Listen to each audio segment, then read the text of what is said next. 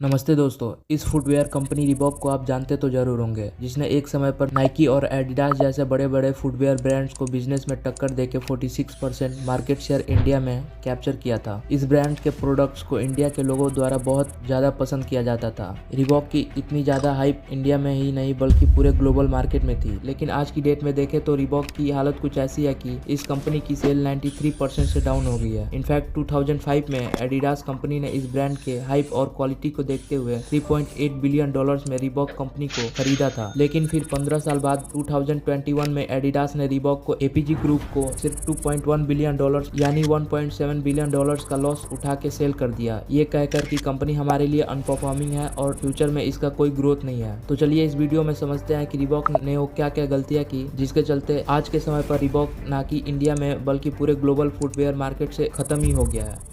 And German sportswear company Adidas is planning to sell its Reebok division.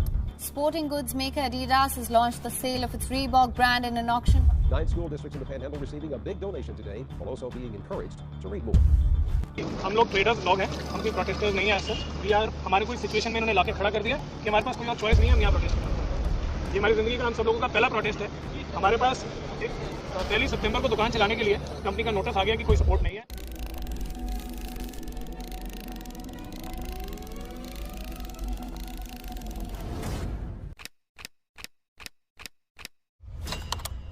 Reebok की failure से पहले हमें ये जानना होगा कि रिबॉक की शुरुआत कैसे हुई और ये ग्लोबल क्वालिटी फुटवेयर ब्रांड बना कैसे। तो देखिए, रिबॉक की शुरुआत यूनाइटेड किंगडम के बोल्टन शहर में एक फैमिली बिजनेस के रूप में साल 1958 में हुई। इसे दो भाइयों ने साथ मिलकर शुरू किया था, जो फोस्टर और जेफ फोस्टर, और इन दोनों का एक स्मॉल शूज का बिजनेस था जिसका नाम था JW फोस्टर एंड सन्स। यह बिजनेस दिखने में जितना छोटा था उतना ही अपनी क्वालिटी को बेहतर बनाकर रखता था। आपको ये बात शायद ही पता होगी कि आज की डेट में जो ओलंपिक गेम्स में स्पाइक शूज यूज होता है, उस स्पाइक शूज का इन्वेंशन इन्हीं दो भाइयों ने किया था। एक बार ऐसा हुआ कि दो रनर ने ओलंपिक्स में इनके स्पाइक शूज पहन लिए थे।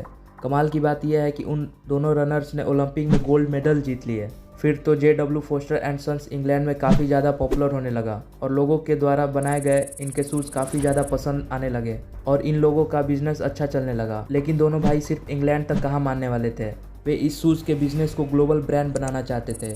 इसलिए उन्होंने अपने फैमिली बिजनेस के नाम को बदलकर रिबॉक रख लिया। ये नाम रखा गया था साउथ अफ्रीकन एंटीलोप के ऊपर। और यहाँ से दोस्तों शुरुआत होता है रिबॉक का। रिबॉक को अगर ग्लोबल ब्रांड बनाना था तो उसके लिए सबसे ज़रूरी था कंपनी का यूएस के मार्केट पर पकड़ बनाना, या यूँ कहें कि ब्रांड के प्रोडक्ट को यूएस में उतारना, क्योंकि जो चीज़ यूएस में पॉपुलर हो गई समझो वो दुनिया भर में छा गई। इसके लिए फोस्टर ब्रदर्स ने यूएस में डिस्ट्रीब्यूटर्स ढूंढने के लिए जाते हैं। वहाँ पहुँचते ही यूएस के डिस्ट्रीब्यूटर्स को फोस्टर्स ब्रदर हुए जूते तो पसंद आते थे, लेकिन जैसे उन्हें पता चलता था कि ये फुटवियर की कंपनी यूके की है तो वह तुरंत अपने हाथ पीछे खींच लेते थे। और इस तरह फोस्टर ब्रदर को डिस्ट्रीब्यूटर ढूंढते ढूंढते 10 साल बीत गया, लेकिन एक डिस्ट्रीब्यूटर्स नहीं मिला। आप देख सकते हो दोस्तों किस लेवल की फेलियर फोस्टर ब्रदर को मिल रही थी, लेकिन ये भी हार नहीं मानते हैं और साल 1979 में जाकर इन भाइयों के ब्रांड को एक अमेरिकन बिजनेसमैन पॉल फायरमैन ने रिबॉक के क्वालिटी प्रोडक्ट्स देखकर बिना देर किए डिस्ट्रीब्यूशन राइट को खरीद लिया। अब यहाँ से दोस्तों रिबॉक की किस्मत खुलने लगती है और इस दौरान ब्रांड ने 3 नए और स्पोर्ट शूज लॉन्च किए जो कि बहुत ज्यादा पॉपुलर हो गया और सिर्फ 4 साल 1983 में रिबॉक के सेल्स में 12.8 मिलियन डॉलर का जंप देखने को मिलता है। वुमेन्स के ट्रेंड को बहुत ही अच्छी तरीके से फायदा उठाया। उस समय यूनाइटेड स्टेट्स में द वुमेन एरोबिक ट्रेंड चल रहा था। अब एरोबिक करने के लिए शूज की जरूरत पड़ती है, लेकिन उस वक्त नाइक, एडिडास, पुमा जैसी बड़ी बड़ी कंपनियों ने अपने प्रोडक्ट्स की सर्विसेज पूरी तरह से मेंस के ऊपर रखा था और वुमेन्स के ऊपर किसी का ध्यान नहीं था। ऐसे में इस मौके का फायदा उठाते हुए रिबॉक ने अपनी द फ्री स्टाइल शूज को लॉन्च किया और ना कि इसकी क्वालिटी पे ध्यान दिया गया,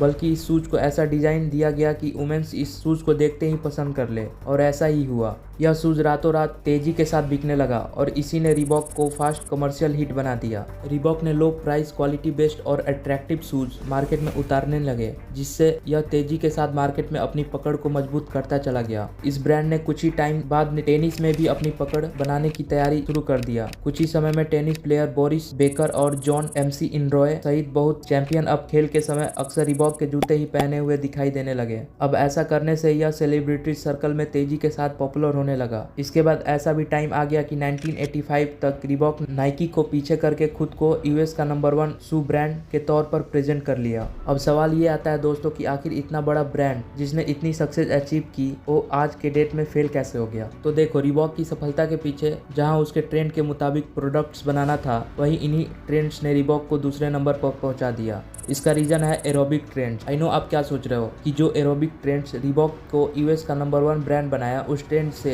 रीबॉक के फेलियर से क्या लेना देना है, बट ऐसा ही है। दरअसल यूएस में एरोबिक के ट्रेंड धीरे धीरे कम होते चले गए और रीबॉक जो कि पहले नंबर पर था वह दूसरे नंबर पर पहुंच गया। ऐसे में नाइकी कंपनी ने इस मौके का फायदा उठाया और रीबॉक से बेहतर प्रोडक्ट्स मार्केट में उतारने लगा। साल 2000 तक रीबॉक मार्केट में ठीक ठाक काम कर रहा था। इस दौरान कंपनी ने ब्रांड के ग्रोथ के लिए जे और 50 सेंट जैसे पॉपुलर सिंगर्स के साथ कोलैबोरेशंस करके अपने कुछ शूज लॉन्च किए, लेकिन यहाँ पर रीबॉक को बहुत भारी नुकसान हुआ। इसमें सबसे बड़ी गलती यह थी कि कंपनी ने इन प्रोडक्ट्स को फेल होने पर भी नहीं रोका और इसका प्रोडक्शन मार्केट में करता रहा। जब कंपनी को इन जूतों से रेवेन्यू एकदम ना के बराबर जनरेट होने लगा तो कंपनी ने इन्हें सेल पर डाल दिया, जिसकी वजह से कंपनी की इमेज मार्केट में काफी ज्यादा खराब हो गई।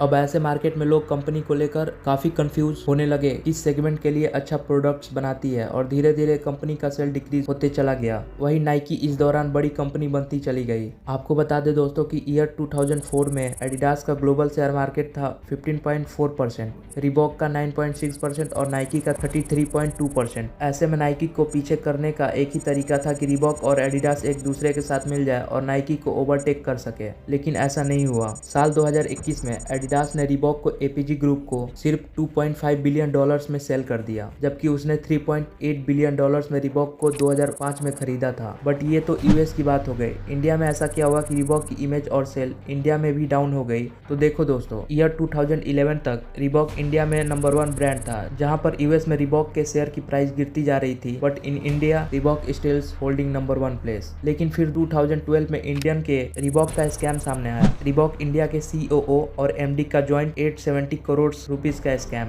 इस स्कैम में प्रोडक्ट्स की चोरी हुई, सीक्रेट वेयर हाउसेस बनाए गए और अकाउंट्स के साथ छेड़छाड़ हुआ और सेल्स के गलत अकाउंट्स दिखाए गए। और इसी इंसिडेंट के बाद रीबॉक की सेल 2015 में सिर्फ 333 करोड़ रुपीस हुई और वही एडिडास की सेल 805 करोड़ रुपीस हुई। इसके बाद रीबॉक की इमेज पूरी तरह से डाउन हो गई और रीबॉक अभी तक इंडिया में बाउंस बैक नहीं कर पाया। बट इन 2021 रीबॉक इंडिया को आदित्य बिरला ग्रुप ने एक्वायर किया है। अब देखने वाली बात यह है दोस्तों कि क्या इंडिया में रीबॉक इंडियन का नंबर 1 ब्रांड बन सकता है या नहीं।